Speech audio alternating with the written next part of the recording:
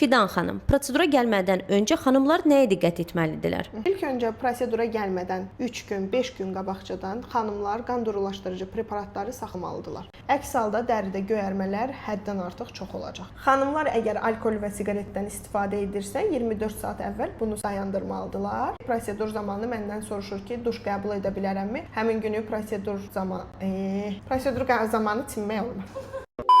Pasientlərin çox verdiyi suallardan biridir ki, prosedurdan sonra duş qəbul edə bilərəmmi? Xeyr, olmaz. Ona görə mütləq əvvəlcədən duş qəbul edib gəlməlisiniz. Ev şəraitində əgər xanımlar peelinglərdən, skrablardan istifadə edirsə, bunları da 3 gün öncədən saxlamalıdırlar.